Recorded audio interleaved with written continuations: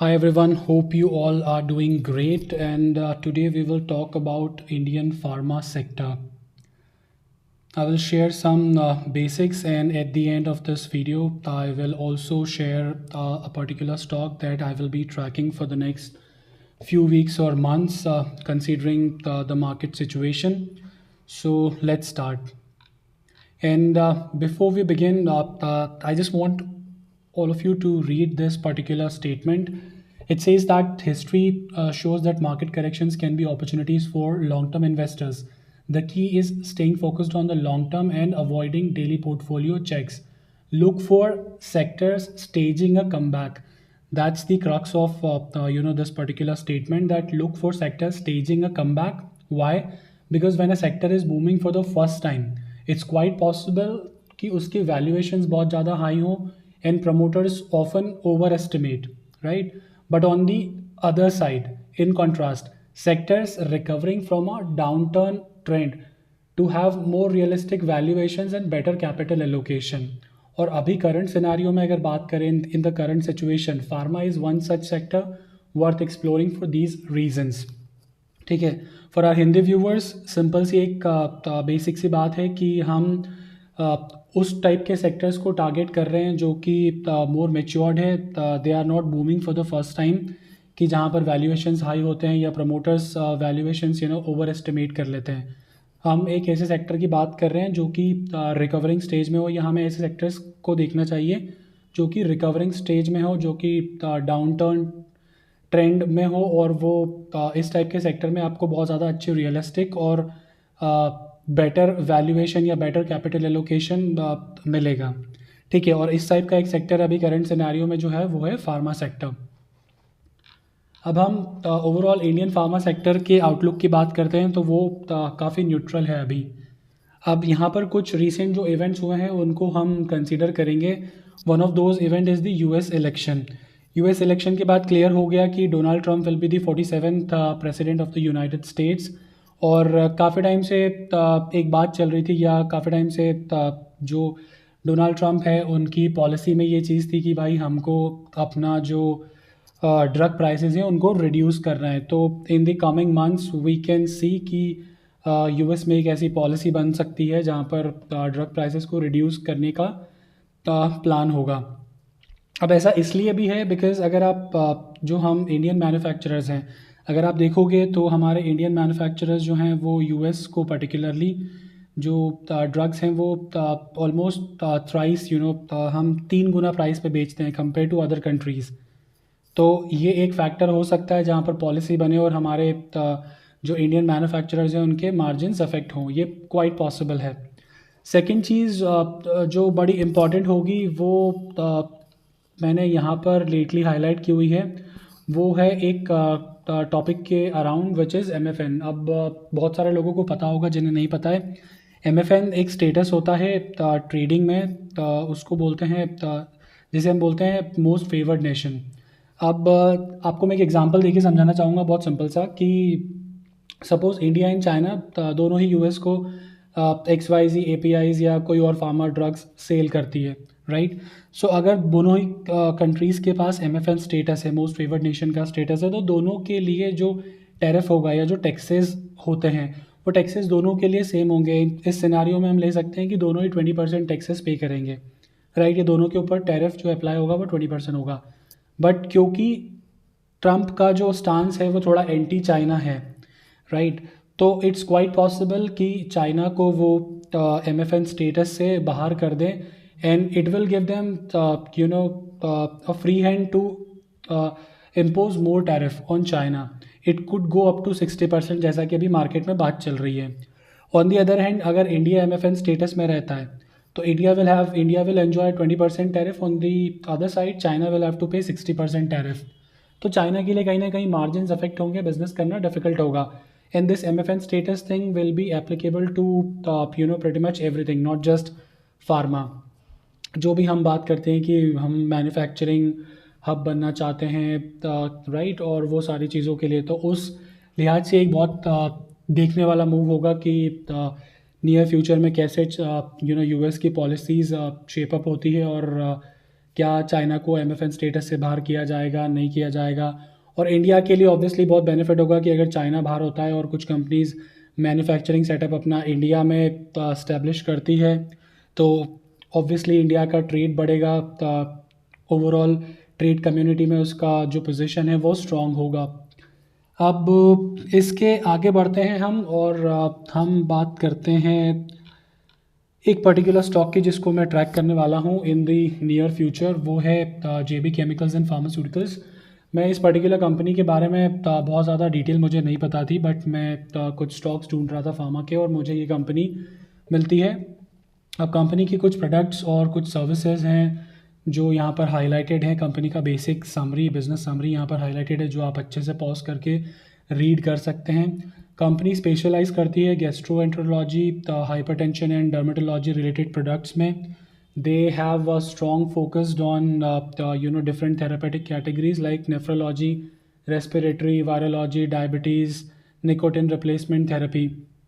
और अगर आप इनके कुछ ऑफरिंग्स या मैन्युफैक्चरिंग देखोगे तो दे have a diverse range of pharmaceutical formulation, जिसमें हमारे herbal remedies, active pharmaceutical ingredients, APIs आते हैं, और कुछ फेमस ब्रांड्स भी यहाँ पर मेंशन है जो कि आप रीड कर सकते हो।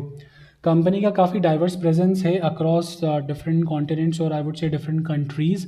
Russia, south Africa, they have presence in United states, Latin America, Asia and Africa. तो बिज़नेस वाइज काफ़ी अच्छा कंपनी कर रही है, प्रेजेंस भी काफ़ी अच्छी है, ऑफरिंग्स भी काफ़ी अच्छी है कंपनी की in different sectors. They have different products. अब यहाँ पर कंपनी के कुछ बेसिक फंडामेंटल इंफॉर्मेशन अवेलेबल है कि करंट प्राइस जो है वो 1667 के लेवल पे है। कंपनी का 1 ईयर हाई, 1 ईयर लो मेंशन है 1371, एंड 2030 का स्टॉक पी 42.4 के अराउंड है, slightly on the higher side of course. और आप इसको स्क्रीनर पर जाके अपने इस कंपनी के जो पीयर्स हैं उनसे कंपेयर कर सकते हैं। Other than this, return on capital employed 24.6% है, slightly less than 25%, but can be said decent. Company के अगर आप प्रॉफिट एंड लॉस देखोगे तो वो ईयर ऑन ईयर देखोगे प्रॉफिट इंक्रीज ही हो रहा है, तो which is a good thing. Share holding pattern is quite good, it is increasing from 2021। We have not seen a decline so far. जो सितंबर क्वार्टर का डेटा है 12.17% फ्रॉम जून 2024 टू सितंबर 2024 13.63 हो गया है, which means that the foreign institutional investors are investing in this particular company.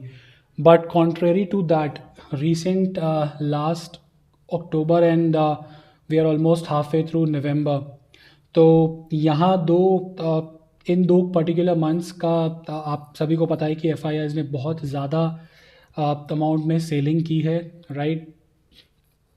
तो we don't have the precise data कि इन दो मंथ्स में क्या हुआ है, वो जब क्वार्टर कंप्लीट होगा तब ये डेटा अपडेट होगा। तो आई वुड सजेस्ट कि यहाँ पर आप बहुत ज़्यादा कॉशियस रहें, B patience, observe everything, do your due diligence in every particular aspect before making any financial decision और इन्वेस्टमेंट डिसीजन। अब इसके अलावा एक और टॉपिक है जिस पे मैं बात करना चाहता हूँ, बट उसके पहले आप यहाँ पर ग्रीन में हाईलाइटेड प्राइस टारगेट देख रहे हैं। ये बेसिकली एक जनरल प्राइस टारगेट है जो कि मल्टीपल एनालिस्ट अपनी इन्फॉर्मेशन आउट करते हैं, और उन सबका एक मीडियन निकाल के यहाँ पर एक 12 मंथ के प्राइस टारगेट्स दिए गए हैं। Please please please don't consider this as any sort of recommendation कि इस पर्टिकुलर प्राइस टारगेट को हिट करेगा और मैं बाय कर लूँ, ऐसा कुछ नहीं करना है आपको। ये हाइज़ एंड लोज आपको एक जनरल मीन है, आप निकाला गया है from different data to give you just a general understanding कि ये पॉसिबल नंबर्स हो सकते हैं इन द नेक्स्ट 12 मंथ्स। तो 2090 इज़ दी मीन नंबर की ये एवरेज है जो कि this stock we are expecting this stock to hit, और high could be around 2330 levels and low could be around 1690, which is not much higher than the current level. तो ये तो एक बात हुई। दूसरी एक चीज़ ये कि करंट मार्केट सिनेरियो ऐसा है कि 10% मार्केट ऑलरेडी गिर चुका है। पीपल आर एक्सपेक्टिंग, और जनरल जो अभी कंसेंसस है वो ये बोल रहा है कि 10% का एक और करेक्शन पॉसिबल है यहाँ से। मंडे हमने देखा कि ट्यूसडे हमने देखा कि थोड़ा सा रिकवरी हुई है, अराउंड 150 पॉइंट्स का निफ्टी ऊपर आया है। बट ये सिर्फ एक बेसिक है, शॉर्ट टर्म है। Lot of people are saying, lot of good people और lot of good analyst are saying कि 10% करेक्शन पॉसिबल है यहाँ से। और एक और बात जो बोली जा रही है वो ये है कि अभी मार्केट का जो जो निफ्टी का लेवल है वो अराउंड 2300 और 23,500 के अराउंड है। और अनटिल एंड अनलेस निफ्टी का जो पी है वो हिट करता है 20 के लेवल्स को, till that time we are not expecting the F I I's to come back. So वो जो निफ्टी 20 का पी है उस पे हमारे निफ्टी के लेवल्स जो होंगे वो अराउंड होंगे 22,000 के, 22,000 और 21,800 900 के लेवल्स पे हम बोल सकते हैं कि इट्स इट्स पॉसिबल कि एफ आई आईज को ये market again, Indian market again attractive लगे and they will come back. So ये एक बेसिक इन्फॉर्मेशन थी जो मैं आपके साथ शेयर करना चाह रहा था। इसके अलावा अगर आप देखोगे तो जॉब मार्केट्स, इकोनॉमिक डेटा भी काफ़ी कुछ नेगेटिव ही सजेस्ट कर रहा है। I am not trying to scare anybody or creating a negative outlook of the Indian market, but I'm just sharing whatever information that I have learned from the market और from different platforms. So यहाँ पर बहुत ज़्यादा cautious रहने की ज़रूरत है। And at the same time we all know कि जब इस तरह की सिचुएशंस बनती हैं तो वो एक अच्छी अपॉर्चुनिटी भी होती है हमारे लिए to collect some good stock, to invest in good stock. तो बहुत अच्छा टाइम है, मार्केट को एनालाइज़ कीजिए। कुछ अगर आपके फेवरेट स्टॉक्स हैं तो उनको एनालाइज़ कीजिए and try to add them up for long term, not for a short term period. And the Russia Ukraine conflict भी है, वो भी काफ़ी ज़्यादा एस्केलेट हो चुका है। तो keep a track of that information as well कि वहाँ पे क्या डेवलपमेंट्स हो रहे हैं, और based on that information I would suggest कि आप अपना जो भी इन्वेस्टमेंट डिसीजन है वो प्लान करें। होप जो भी इन्फॉर्मेशन मैंने यहाँ पर शेयर की है वो आपको हेल्पफुल रही होगी या अच्छी लगी होगी। In case if you have any specific question, comment, suggestion, it's just that I'm starting on this. So if you people have any suggestion for me, I'll be more than happy to read them in comments. And till then, have a great evening. Happy November and the coming holidays. Thank you.